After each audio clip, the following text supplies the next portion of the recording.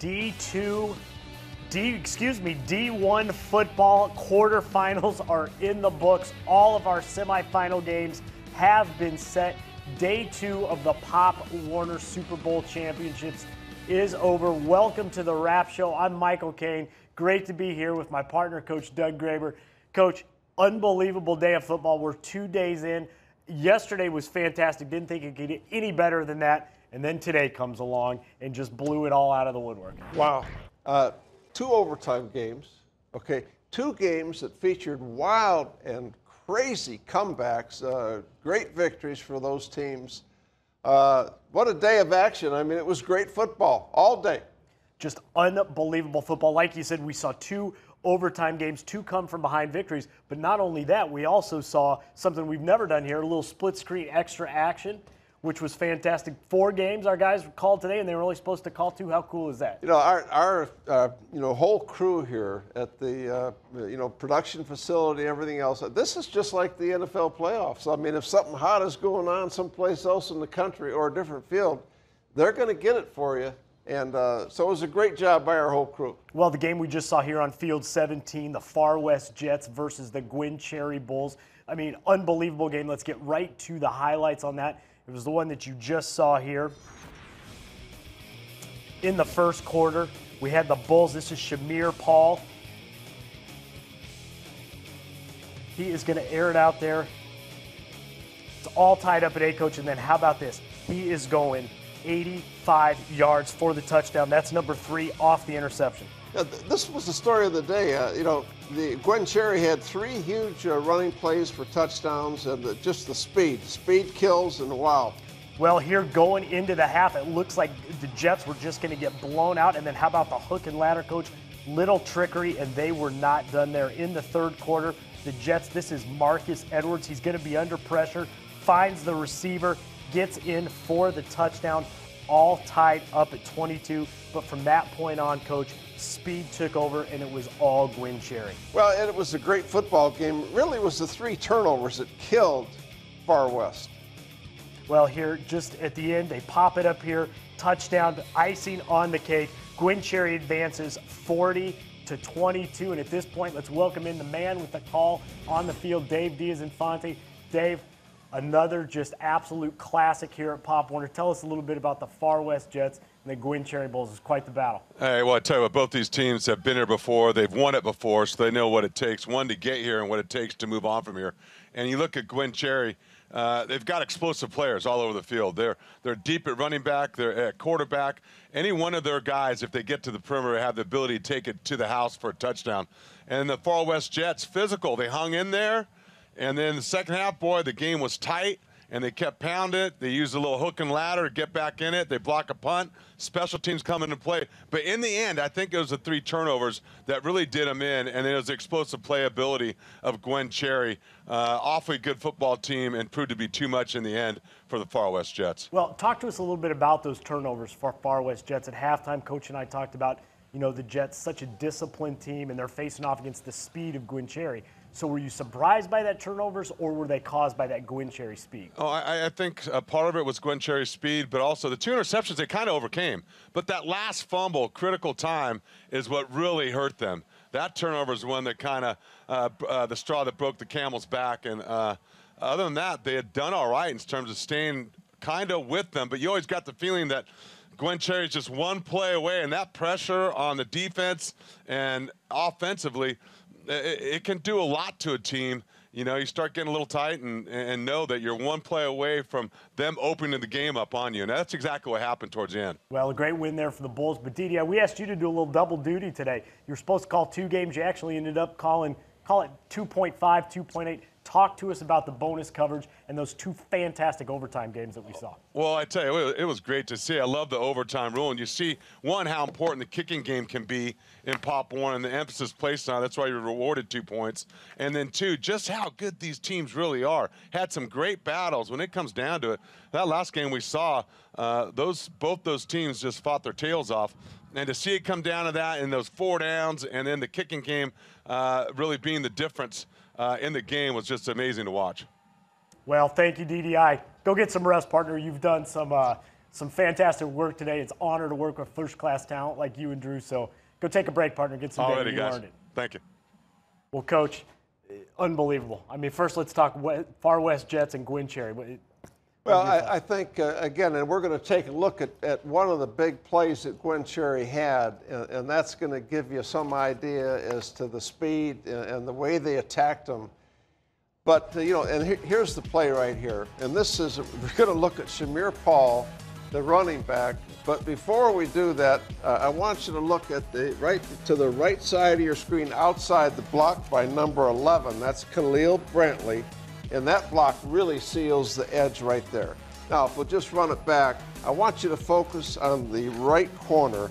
This is Isaac Edwards for Far West. This is a problem. This shows the problems with the speed. This corner, he backpedals. He's got to attack it. He makes 2 false steps inside. He's got to attack him from outside in, and he's not able to do it. And once you get the corner, buddy, with this speed that these guys have, that Shamir Paul has, you got a major problem. And we saw it right there. Well, Coach, you said during halftime, speed kills, and we talked about the difference between a good fundamental team or a really fast, hard-nosed team.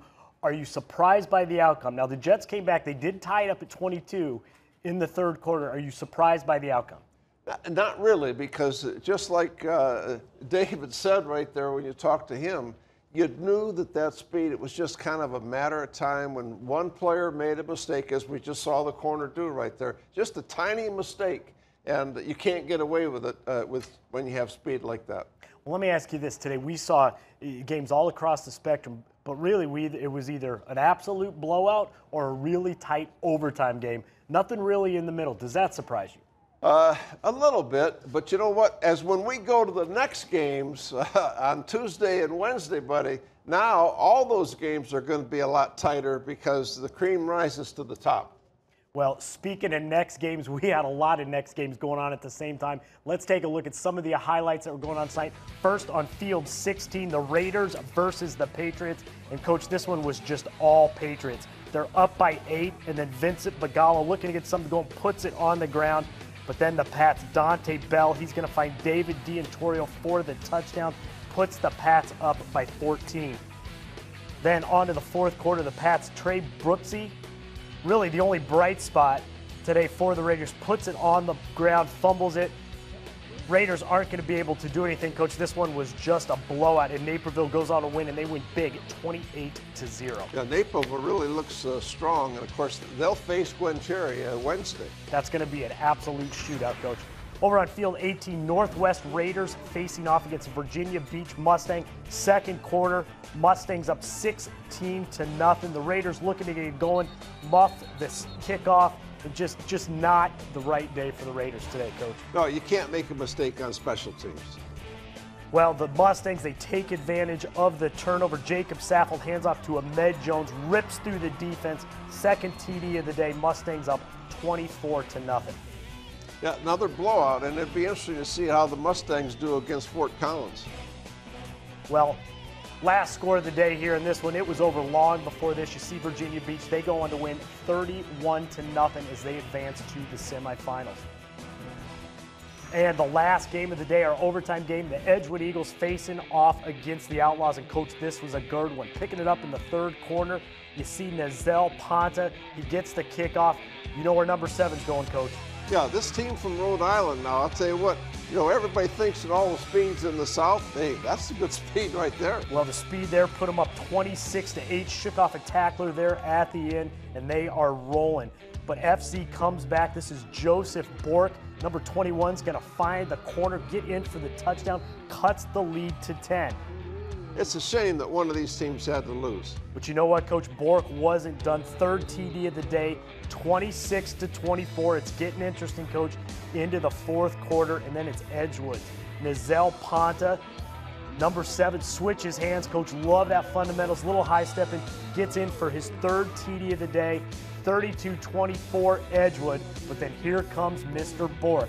Fourth TD of the day, knots it up at 32. We're going to overtime. And then FC's Colby Shade hits the extra point, 40-38. They advance to the semifinals. Coach, how much do you love seeing kicks in Pop Warner? We don't see those very often. I think it's awesome, and I think it's a great rule that Pop Warner has with the 2-point for the kick. Well, just great fundamental football there. Sets up some fantastic semifinals. December 9th, 3:15 kickoff. Gwen Cherry facing off against Naperville. Coach, we could be seeing a heck of a shootout in that one. Other side of the bracket, Virginia Beach Mustangs facing off against that tough team out of Colorado. Boy, the competition just keeps getting a little bit tighter here. Unbelievable. So of the brackets we've seen, could this be the strongest bracket from top to bottom? I don't know. You know what? They're all good. Yeah, there's a lot of really good teams in this bracket, and it's a shame. We saw the Far West. It's just they're really a good team. It's too bad that they had to lose early. Well, we do got a lot of good teams and a lot of good brackets, so we're going to take a real quick break, but when we come back, all the highlights from the Junior Pee-wees. Stick around. We'll be right back.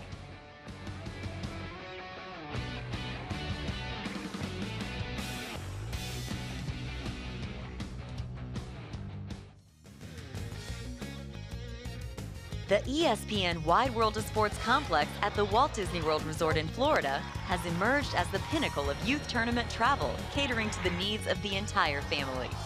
We offer a complete line of solution-oriented products and services to address the complex needs of teams on the road and the team parents who support them.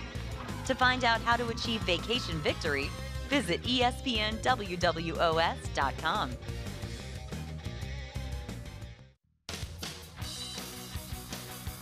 The peak of Expedition Everest can be seen from just about everywhere around Disney's Animal Kingdom theme park. It calls the brave to challenge high-altitude hairpin turns and puts you face-to-face with the snarling beast who guards the mountain, the legendary Yeti.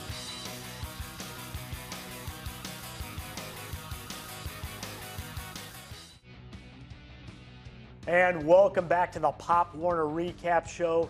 Unbelievable day of action, and we are going through all the highlights here with you. Michael Kane and Coach Doug Graber.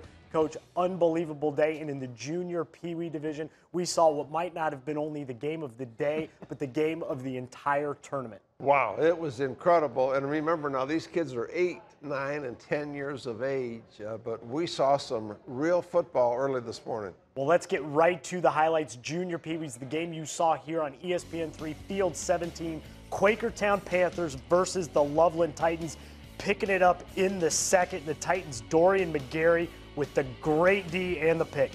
Yeah, this was Loveland, and both of these teams really played good defense, but we saw some real plays here. Here's the interception just before the end of the first half by McGarry, and nice job of him of advancing the ball. Well, McGarry, we called his number all day long, Coach. He gets rewarded for his great D here. His quarterback, Garrett Harstead, finds him, takes it in for the score. Boy, this was really a dagger in the heart of Quakertown just before the half.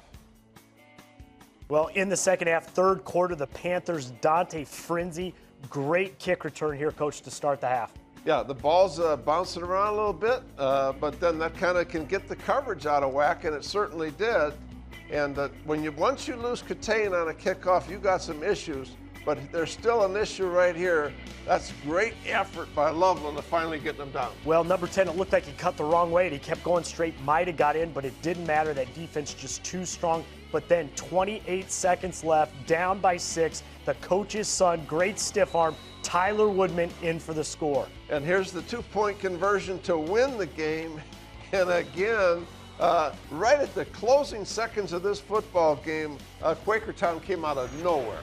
Just an unbelievable finish. Moving over to Field 16, Chargers versus the Steelers. And this one was all Steelers, Coach, in large part because of this player, number 3, Freddie Manning. Well, it's interesting. Again, we saw a kick kind of bouncing around, and that can get your coverage out of whack, and that's one of the issues in this play right here. But here's the big issue. This guy can run the football, and that was a great final block to get him into the end zone. Well, Manning, he was a little gassed there those last 10-yard, Coach. He just kind of waltzed in.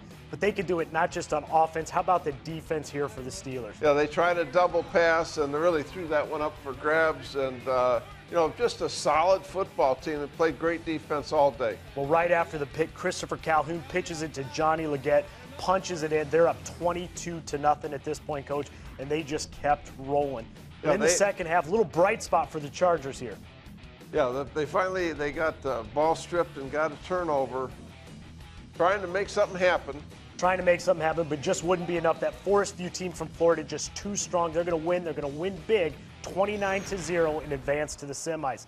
Over on field 18, Wolverines versus the Tigers, and the Tigers, Nehemiah Tomito. Nice run up the middle here from the Hawaii player. Well, how about this? Waianae from Hawaii, they come all this way through all these time zones and put on a performance like that. That's pretty amazing. Well, that was Tomito again, punches it in for the score. You know, the East Bay Wolverines are going to try and make anything happen. They just could not get their offense going today. Real low-scoring effort on both sides, but you see here just that white tough defense was so strong all day long. Yeah, good tackling fundamentals, and again, excellent fundamentals, good tackling, good pursuit, good effort getting to the football. Well, the team from Hawaii making the most of their long trip. They will advance to the semi 6-0 over East Bay. Then Virginia Beast Mustang versus the Seahawks, and the Mustangs just ran wild today, Coach. That's Kieran Boyd, first of 2 touchdowns today. And then in the fourth quarter, showing they can do it on defense as well.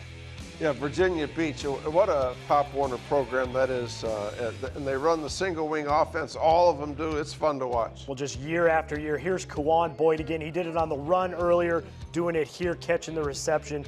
Just led his Virginia Beach team all day. They win, pitch a shutout. Virginia Beach 27-0 over West Haven. They have advanced to the semifinals. Coach, we got 2 great semifinal matchups here, December 9th, 8:30 a.m. We're going to do a Quakertown. That was an incredible win they had today. And the team from Hawaii and the other one, wow. Well, Coach, let's talk a little bit about that team from Hawaii. You know, they traveled a long way. It's almost, I think, 7, 8 maybe time zones that they have to travel, flying halfway across the Pacific Ocean, coming all the way across country. How hard is that going to be for these kids? Already their emotions are up. They're tired from the game. They're tired from Disneyland. Then they got to play again here in a day and a half. Well, I mean, I'm amazed that every year we get teams from Hawaii that, 1, can raise the funds and come all that distance, and 2, compete like they do here, because I know what it's like to go from the East Coast to the West Coast and play. I can't imagine going all that way and playing and really performing like they did today. I'll tell you what, they got to get their rest. They got to do their study tables. They got to have some fun and get ready to play ball. Well, now, Coach, you traveled even farther than that. You did some coaching over in Europe. What's the farthest you ever took a team to travel when you were coaching?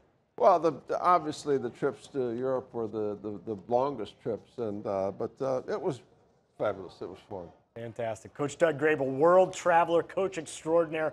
Tell you what, great action in the junior Pee-wees, but we had some great action in the Pee-wees as well. We're going to take a real quick break, and when we come back, all the action from quarterfinal Pee-wees. Stick around.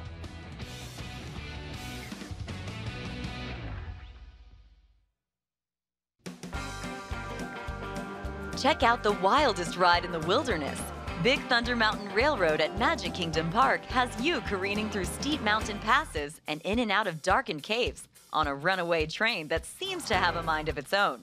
So hold on to your hats as you zip around the winding track right here at the Walt Disney World Resort.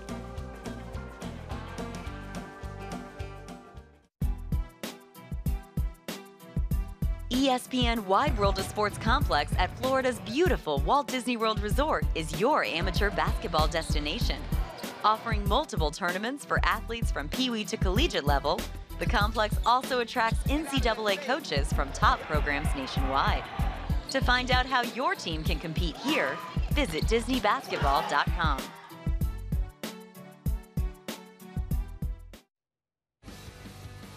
And welcome back to the Pop Warner Wrap Show, everybody. 59th annual Pop Warner Super Bowl. We've been going through all the highlights for you tonight, and we are certainly not done. Michael Kane here with Coach Doug Graber. Now, Coach, in the Pee-wee division, it was just a tale of 2 cities. 2 absolute nail-biter, barn-burner games, and then 2 absolute blowouts. Yeah, and I'll tell you, these kids now are 9, 10, 11 years of age, and you will be amazed at the execution of these plays you're going to see. Well, let's get right to the highlights on Field 17, the game that you watched here on ESPN3, the Mustangs versus the Hurricanes. And in the first quarter, Hartford's Ali Dobby, he's going to take it outside. Nice first down run here, setting his team up. Boy, I'll tell you, this football game went back and forth, and it was just hanging in there tough. And there's another big play by Hartford, and he's going to put this one in the end zone. Well, that Shakur Hill gets it in for the touchdown. Another good look here. Coach Hill had a really strong day running the ball today. He did, and that was a little counter play, and the safety kind of got a little bit out of position there, and that's the reason that was the score. Well, on to the fourth quarter. Hartford up 6-0, and Adrian Parker looks to extend that lead, puts it in the air, but Xavion Jones, number 2 for the Mustang, he had other thoughts, Coach. Yeah, he did, and the quarterback didn't read the cover too, and what a throw right here, and this play was huge. That was defensive interference, but it didn't matter. Absolutely. Well, Coach, that set up this play. Xavion Jones, he got the interception earlier, and now he puts it in, ties up the game. It's knotted at 6, and then Mr. Ice, Leo Lowe, comes in, knocks the 2-point conversion, gives Virginia Beach the win, 8-6 over Hartford. Over to field 16, yep. Another great finish. Wildcats versus the Colts. The Wildcats up by 6, and then Grant Alexander makes a long throw to number 7, Kaim Schooler, who ties it up at 6. All tied up at 6. The Wildcats, one last chance to win. They push it up here, Coach. Not gonna happen, and we're on to overtime. In the first overtime, the Colts number 8, Alexander, he's going to pass to Brandon Wilson for the TD. Colts up by 6. And then Daniel Bryant, he's going to find Jermaine Brewer in the back of the end zone.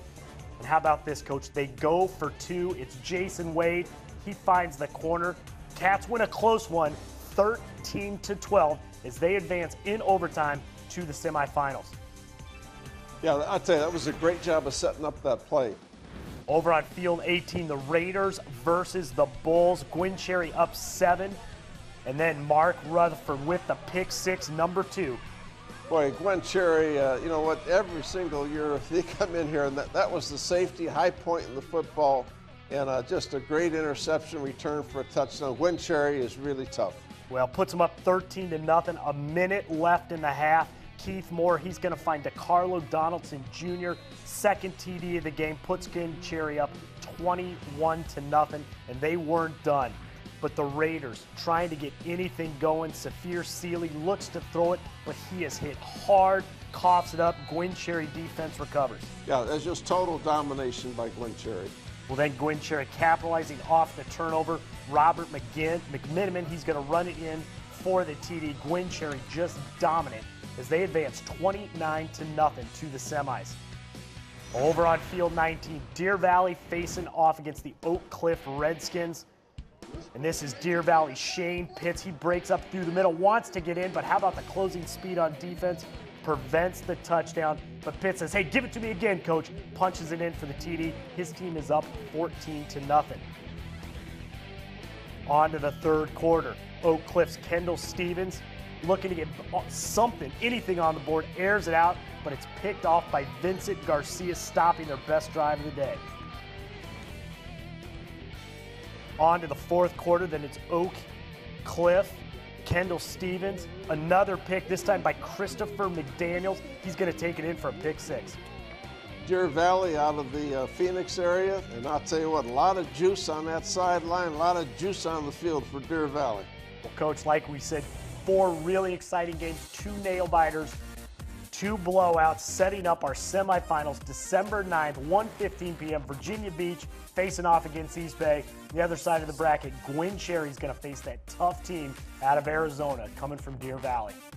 That will be a great matchup right there. I'm looking, of all the brackets we have, Coach, that's the one I'm probably looking forward to the most. But you know what? We got some other great highlights we got to take a look at. We're going to take a real quick break, and we come back, all the highlights from the midget division. Stick around. We'll be right back.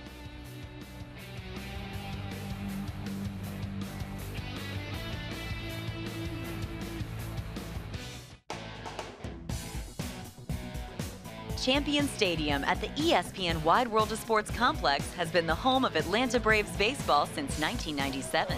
This preeminent multi-sport complex hosts athletes from over 70 countries in more than 60 sports, all in the halo of the #1 family vacation destination, Walt Disney World Resort.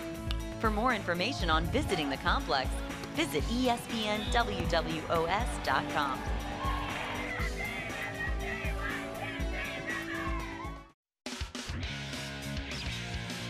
Hundreds of high school and college teams maximize their preseason training by heading to the ESPN Wide World of Sports complex at Walt Disney World for our annual Disney Lacrosse Spring Training, featuring clinics and combines with Casey Powell.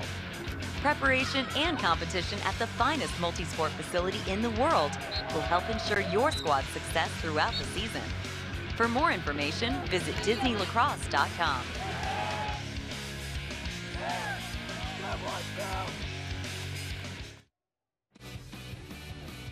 Welcome back to the Pop Warner Wrap Show here at ESPN's Wide World of Sports Complex, 59th annual Pop Warner Super Bowl, and we have all of the coverage. Michael Kane here with Coach Doug Graber. Coach, let's take a look at the midget highlights. We saw those earlier today. First on Field 17, the game that you watched here on ESPN3, the Santa Clara Lions facing off against the Chicago Chargers.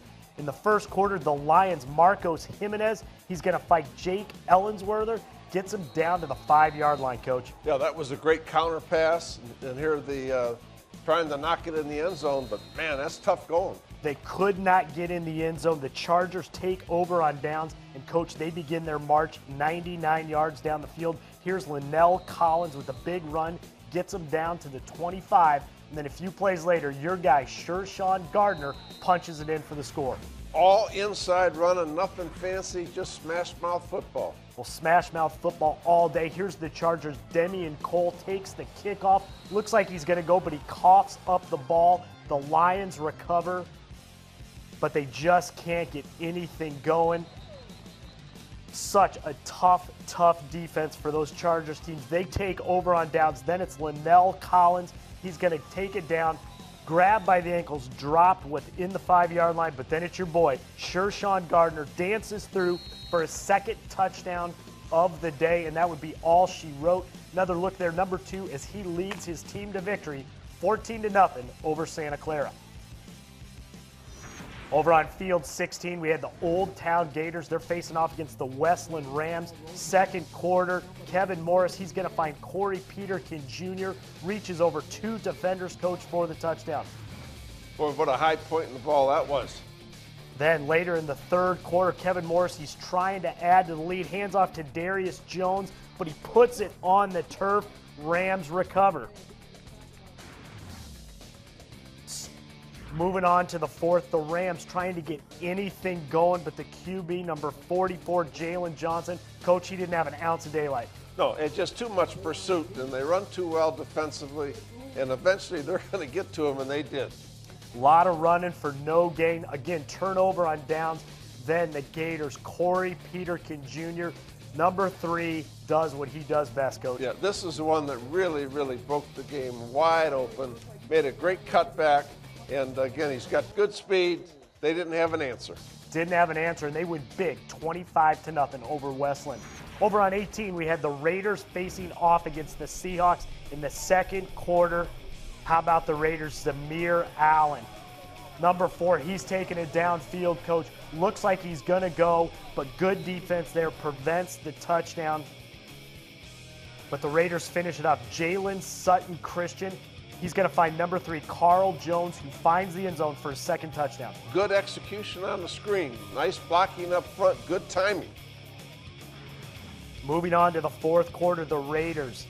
Again, it's number 11, Jameer Marable-Williams. He's going to take the punt off the catch. Number 11, look at this stride. Looks like he's 10 feet tall out there. Just knocks over the defender, Coach. Normally that's the other way. Looks like he's going to go, but the punter stops him, dropped at the 20. Well, that's the dreaded tackle by the punter. Exactly. Zamir Allen, he finishes up, squeaks in that right side for the touchdown, leads Northwest to a big victory, 27-8 over LaValle.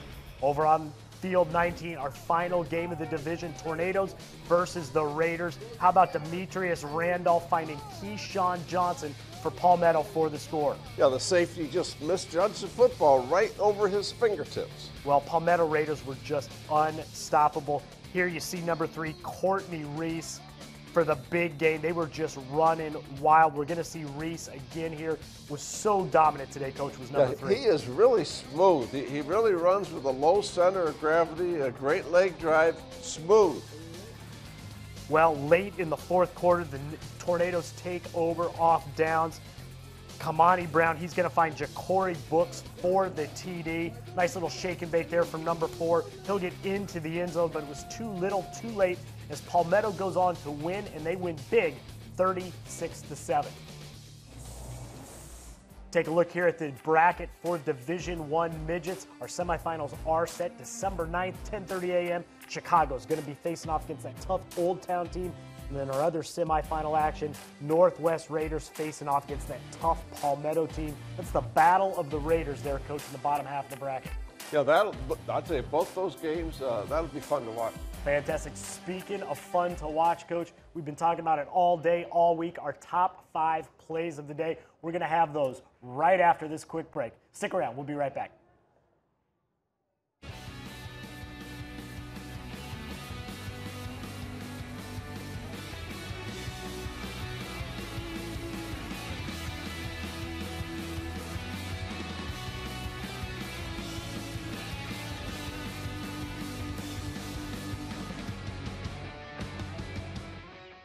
When you run Disney, every mile is magic. Marathon and half marathon races through the Disney theme parks are waiting for you at Walt Disney World Resort in Florida and Disneyland Resort in California. Known for courses lined with Disney entertainment and the best finisher medalers around, Run Disney events are a must-do for veteran runners and newcomers alike. For more information, visit rundisney.com. Disney soccer tournaments sponsored by AS Roma provide athletes of all ages the opportunity to compete against athletes from across the U.S. and around the world. From 3-on-3 youth tournaments to elite showcase events with hundreds of college recruiters present, the ESPN Wide World of Sports soccer program offers something for everyone. To find out how you can play here, visit DisneySoccer.com.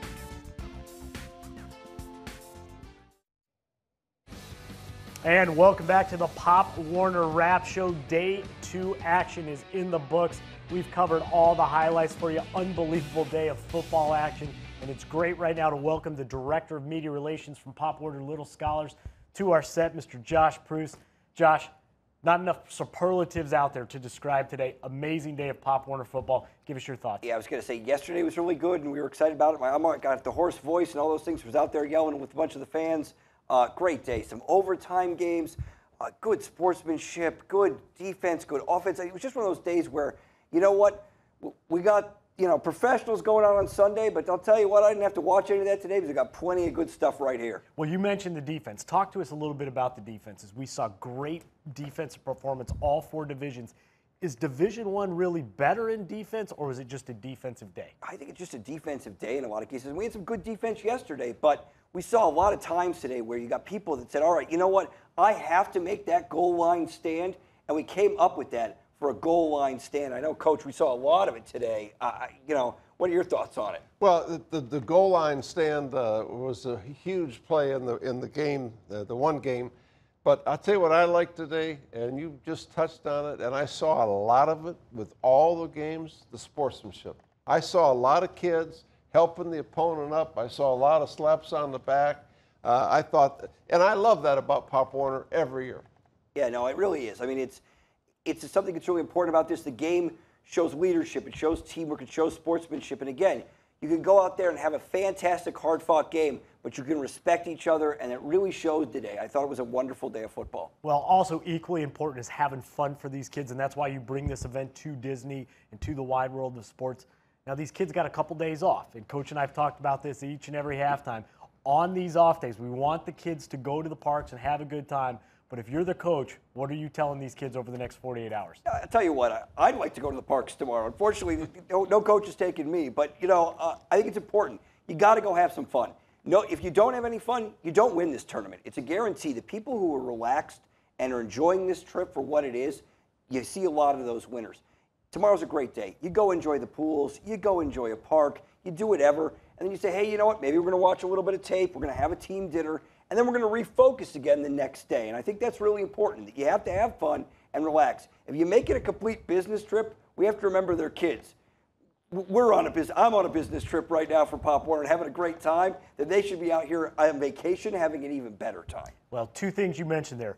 You are on a business trip with Pop Warner and watching tape. Now, you wear many hats for the organization, but as Director of Media Relations, how pleased were you today with what we were able to pull off? A lot of bonus coverage, our guys calling 2 games, a couple overtime games. First time we've done that here with the tournament down there. Absolutely fantastic. The double boxes, being able to see a bunch of things all at once.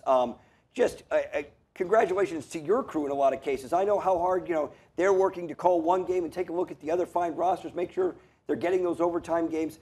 The coverage, phenomenal. Every year it gets better. So from Pop Warner and our national office, we thank your entire crew for what a great day this was. Well, it's easy to have great coverage when you have great plays and great athletes to cover, and we had a lot of that all day. Our top 5 plays of the day as voted by you, our spectators.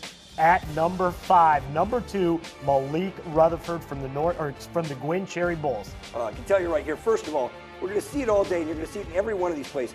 Key blocks, all of a sudden, good teamwork. You see a leading block there, all of a sudden, the convoy just goes. All he's got to do is just run through the hole in that case, but a great pick six, a wonderful play there. Well, moving on to number 4, Old Town facing off against the West Linn Rams. We called number 3 quite a bit today, Corey Peter King Jr.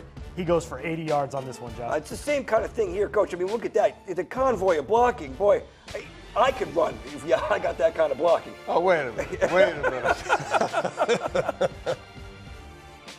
Well, moving on to play number 3 is voted by the fans coming out of the junior midget division, the Edgewood Eagles, Angel Sanchez. Number 1, he keeps this one for himself, Coach. Well, this was a great football game, went to overtime.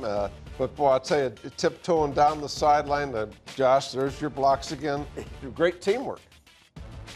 Well, and in number 2, one of our overtime games, the box-in-box that we saw, the East Bay Wildcats. Number 3, Jason Wade getting in the corner in overtime, game winner, Josh. You know what? I love not only the celebration of East Bay, but a Morgan Hill, one of their other regional teams, celebrating with them. It's fantastic to see these teams bonding together. Well, just fantastic sportsmanship, but that leads us to our number 1 play of the day, coming out of junior Pee-wees, Forest Hill versus the Chargers. Number 3, Freddie Manning II. I'll tell you what, I've seen it a million times today, but there is going to be a block coming up here right about there. Wow, that's just great teamwork and then amazing individual effort on the run. And again, well blocked and down the sideline. And special teams are huge in Pop Warner football, just like the rest of football. Well, I'll tell you what I love about that highlight. We talked about it all day. Number 3, he gets about 10 yards out, and he's like, man, I've run a long way. I'm getting a little tired. Sees the guy coming, picks up his step. But back to that second highlight, just to recap, and close up what you guys have said about sportsmanship and how great it was when Jason Wade crosses the goal line, wins for his team, and there's a whole nother set of players out there from a third team that's not even on the field celebrating with him, congratulating him. Josh, talk a little bit about that. Yeah, I think one thing that we note here is that they play in 8 different regions, and so Morgan Hill, who's out there, is in the Pacific Northwest region with East Bay. So again, they know each other, they're coming, there's some camaraderie, but again, you just see everyone getting excited. And on the other side, we saw kids that weren't even in the same region excited about it. You know what? That's, again, what the game is about, what teamwork's about. You can't push it enough in some cases. Kids having a great time, enjoying the sport, it's what we're here for. Well, that is what we're here for, but tomorrow is another day. The day after that is another day. We have more football left to be played. Our semifinal action kicks off on Tuesday. Take a look at that. Our semifinals for Division II. Josh, we got some great matchups here coming up on Tuesday. Fort Osage versus Ward 5, 8:30 game. Give us some quick thoughts on that. Yeah, I'll tell you what, that's going to be a good one because both teams really dominated in the first round. You know what? Ward 5 doesn't ever seem to disappoint, but that Fort Osage team, you don't want to sleep on them. All of a sudden, they can jump on you in a heartbeat. All right, the 10:30 game, Mount Hope facing off against that tough Brick City team. Coach, give us your thoughts on that one. Well, the Brick City kids, and you called it, they are tough, and that's part of the fabric of Brick City. And but Mount Hope, Rhode Island, that they look very good in the opening game as well. Well, moving up to our junior midgets 115 game, Josh, this could be an absolute Wild West shootout. St. Pete facing off against Deer Valley. Yeah, I think it's going to be a great game, and you've got it right down the road to all the way across the country. So you know that there's going to be a ton of people watching there in Deer Valley, and you know there's going to be a ton of people locally here in the stands for St. Pete. You know what? That local advantage and being able to be so close could make all the difference for St. Pete. Well, our nightcap game is the 3:15 kickoff. West Elmwood. Coach, are they going to have enough speed to deal with the speedsters coming out of Miami? Well, Tamiami is a traditional Pop Warner, a very, very good program. West Elmwood is going to have their hands full, no question about that. Well, exciting day of football on Tuesday, and we'll come right back on Wednesday for all the Division I semifinals. We'll take a look here, 8:30. Josh, it's unbelievable. It seems like every single year we get a team that comes all the way from Hawaii. They're going to be facing off against a tough Mustang team. Yeah, you know what? I think Virginia Beach is good in this, but again, Hawaii, one of these years I'm going to see it. We're going to get somebody through the second round, see one of them in the finals. But again, great job for them in the first round. Well, you see the games here. Northwest at 10:30 against Palmetto. Gwynn Cherry Bulls facing off against Deer Valley at 1:15. And then wrapping out the semifinals, Virginia Beach up against Fort Collins out of Colorado. All these great football games we got over 2 days, guys, but they are not the only athletes we have, of course, going on inside the HP Fieldhouse. We have cheer and dance, Josh, Thursday, December 10th. It's going to be live at 5 p.m. And, Coach, you got a granddaughter that does some cheer and dance. I have two granddaughters that are involved, and I'll tell you, you talk about athletes. That's fun to watch. Well, Josh, tell us how important is that cheer and dance program to the overall mission of Pop Warner? Oh, it's a core program for us, just as much as football is. They are athletes, and they are out there to perform. Unlike football, where you've got a whole game, you get 2.5 minutes in cheer, one chance to get it right. So I'll tell you what, the pressure's on for them. And you want to talk about some serious competition? We're going to see it all week. Absolutely. Final thoughts on the day. We had some great finishes, some blowouts. Just give us your final thoughts on today's action. Just a fantastic day of football all the way around. Like I said, some close games, but again, I can't touch on it enough. Just the teamwork, the sportsmanship today. It's one of the best days, I think, of Pop Warner Super Bowl we've ever seen. Coach? Two fabulous comebacks that were really fun to watch, and two overtime games. I mean, it doesn't get any better than that. Well, teamwork and Disney, Josh, those two things go hand in hand. One thing we really haven't talked about was the importance of just the great coaching that we have here at Pop Warner. And, we'd be remiss if we didn't take a step back from all the excitement and the highlights and the plays and think about a coach that really inspired all of us. And that, of course, is Coach Jim Valvano. And the Jimmy V Foundation for Cancer Research, of course, was founded in 1993 in the name of legendary coach Jim Valvano. Since its inception in 1993, this great foundation has raised over $150 million in grants for cancer research. And we know it's the holidays, we know times are tough, but 100% of all direct cash donations awarded to the foundation will go directly to cancer research. If you are able, if you have such an inclination, please donate in honor of Coach Valvano and help support such a great, wonderful cause. Guys, 5 seconds, final thoughts. Can't wait for Tuesday. Can't wait for Wednesday. Can't wait for the rest of the week, and we'll leave it at that, guys. Thanks for staying with us. It's been a great day of Pop Warner action. We'll see you right back here on Tuesday.